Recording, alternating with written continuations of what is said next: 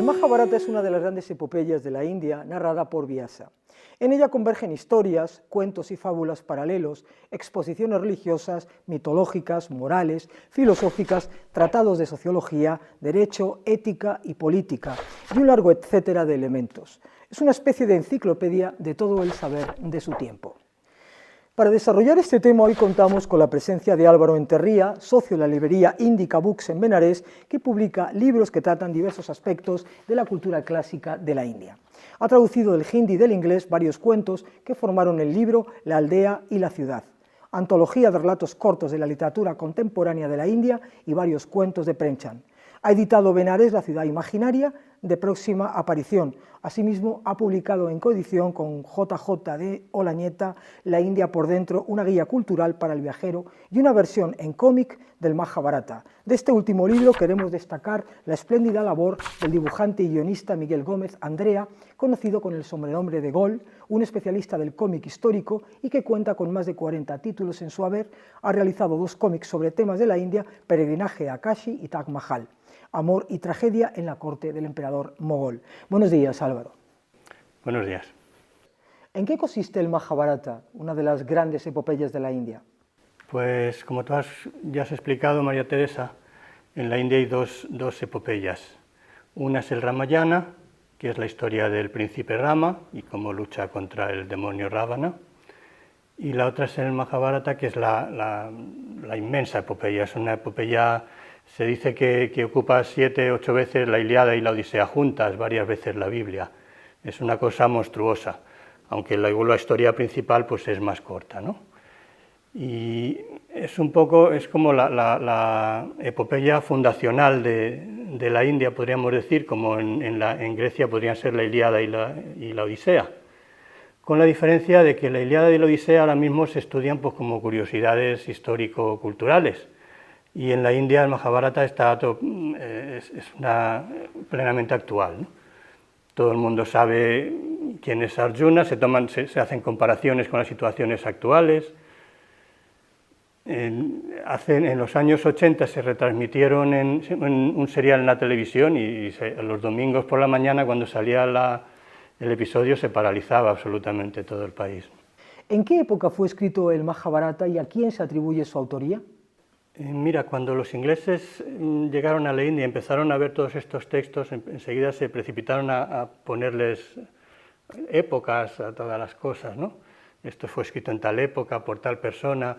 Esto en la India, la tradición india, esto no le importa nada, porque el Majábharata, ¿en qué época está escrito? Sí, teóricamente estaría escrito en el 3100 a.C., pero eso es un texto inmortal, no importa en qué época esté escrito. De la misma manera, el autor se atribuye a Vyasa. Vyasa quiere decir el compilador. Vyasa es la persona que compila los Vedas, o se hace una nueva edición, quiere decir que los Vedas ya eran muy anteriores a él. Cuando llega, los compila en 4 partes, hace todo ese trabajo. Después de esto, escribe todos los Puranas se atribuyen también a Vyasa, que son 18, que son inmensos, y luego escribe el Majábharata, y el Ramayana no, el Majábharata. Claro, un amigo mío una vez me dice, pero si has dicho que Vyasa escribió los Puranas, pero si los Puranas son mucho más tardíos. Hay algunos que se datan después del siglo X. Bueno, lo primero es que el siglo X sería la última edición. ¿Cuándo se ha transmitido? O sea, ¿de qué origen viene esto en una tradición básicamente oral? Eso es imposible saberlo, ¿no? Por otro lado, Vyasa pues es un nombre que se le da a una entidad, digamos, que ha codificado toda la tradición hindú. Aunque se le representa como una persona, pero es una entidad, puede ser una persona, pueden ser varias generaciones, puede ser una escuela, eso no tiene importancia, ¿no? En la India no se da importancia a estos detalles de autores y épocas. ¿Cuáles crees que son los valores fundamentales del Majábharata? Sí, en esta obra todos los aspectos de la vida entran.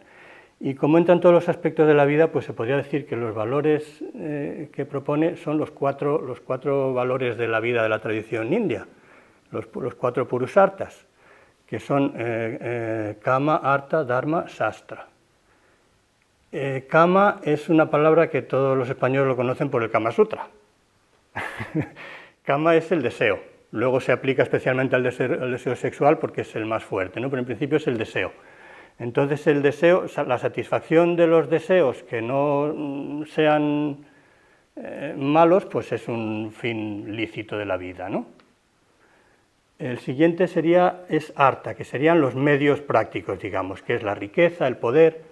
Para funcionar en la sociedad uno necesita un mínimo de riqueza, un mínimo de poder. Esto también es un fin lícito en la vida, siempre que no vaya contra dharma, contra la ética, ¿no? Siempre que esté hecho en los caminos adecuados. Dharma sería quizás el fin de lo que más trata esta obra.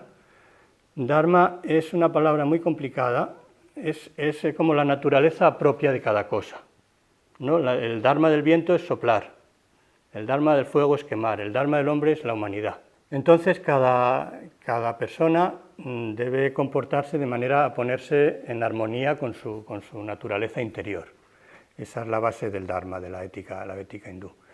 El cuarto objetivo es moksha, que es la liberación, que es liberarse de todas las ataduras del mundo condicionado, ¿no? Pero la liberación espiritual, sería lo que llega el sabio al final de su carrera. Pero esto normalmente es visto como un objetivo muy, muy lejano para la gente normal. El Majábharata es un libro que está escrito para la gente, para todo el mundo, ¿no? Entonces yo pienso que el valor más importante del Majábharata es el Dharma.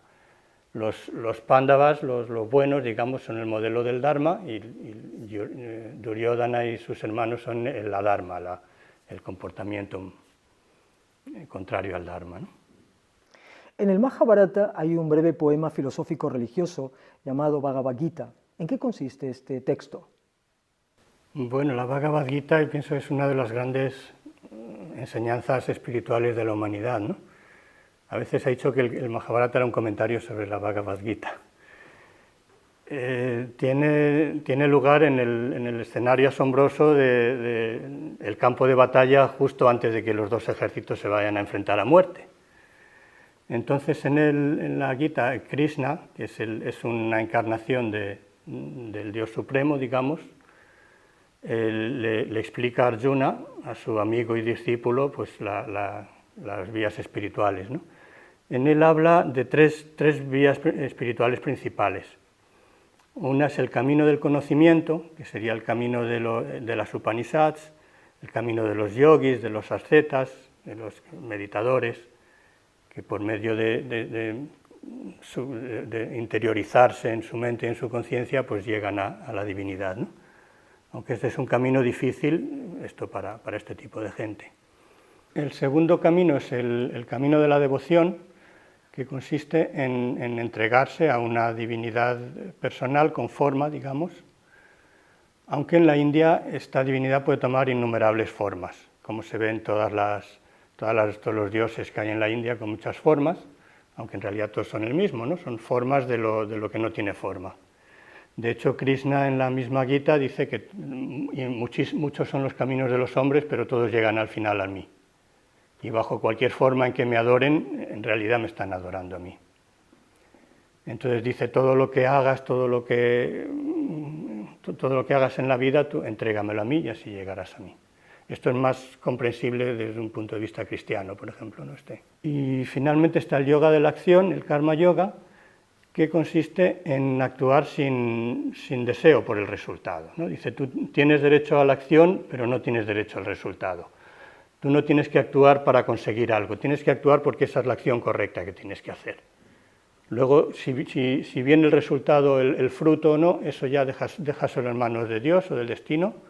Tú tienes que actuar la acción que en cada momento sea correcta. ¿En qué contexto se sitúa el Majábharata a sí mismo?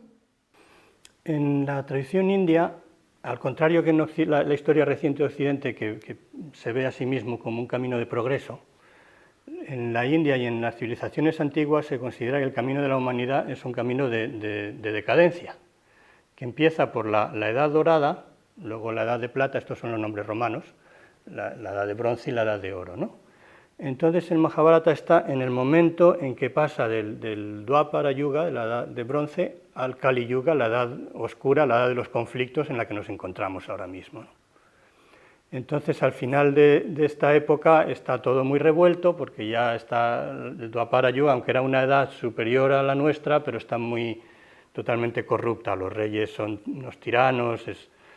Entonces, Krishna baja a la tierra para dejar que el Kali Yuga empiece de buena manera, ¿no? Lo cual tiene lugar mediante una inmensa masacre. Se masacran todos los reyes, quedan muy poquitos y entonces vuelve a empezar todo un poco suavemente, ¿no? Entonces es una época axial, entre dos épocas, que en algunos sentidos puede tener paralelismos con la época actual, pienso yo. ¿Puedes contarnos algún acontecimiento o historia de la célebre epopeya de la India que te haya impresionado? Sí, a mí hay una escena que siempre me ha gustado mucho, la cuento siempre que puedo, que es justo antes de la gran batalla en la que están los dos inmensos ejércitos compuestos de millones de personas, el uno frente al otro, justo después precisamente de la Bhagavad Gita. Yudhishthira, que es el hermano mayor de los Pándavas, el jefe de los buenos, digamos, se quita su coraza y sus sandalias y se pone a andar hacia el campo enemigo. Entonces, en el campo enemigo, en el de los malos, el general es Bhisma. Bhisma es como el gran abuelo patriarca de todos, al que todos respetan muchísimo, pero que, como le ha tocado estar en ese campo, pues tiene que luchar con los malos. Entonces Yudhishthira llega frente a él, que está ahí en su carro, se prostra en el suelo delante de él, le dice: abuelo, la guerra se ha hecho inevitable, tenemos que luchar contra ti. Danos tu bendición para que nosotros ganemos esta guerra. Entonces Bhisma se queda muy emocionado, él tenía un gran afecto a Yudhishthira, y le dice: yo sé que el Dharma y la victoria está de vuestro lado porque el Dharma y Krishna están de vuestro lado, pero yo tengo que luchar de este lado porque he comido la sal de los Kauravas, ¿no? Yo os doy mi bendición para que ganéis esta guerra. A pesar de lo cual luego lucha como una fiera e incluso tienen que preguntarle cómo hacer para matarle, porque si no hay forma de que ganen la guerra. Hasta aquí el tema de hoy. Muchas gracias, Álvaro, por habernos acercado a la gran epopeya de la India, Majábharata. Precisamente del Majábharata son estas líneas. ¿Qué es lo más asombroso del mundo? Que viendo cómo mueren a diario incontables personas, nos comportemos como si fuésemos inmortales.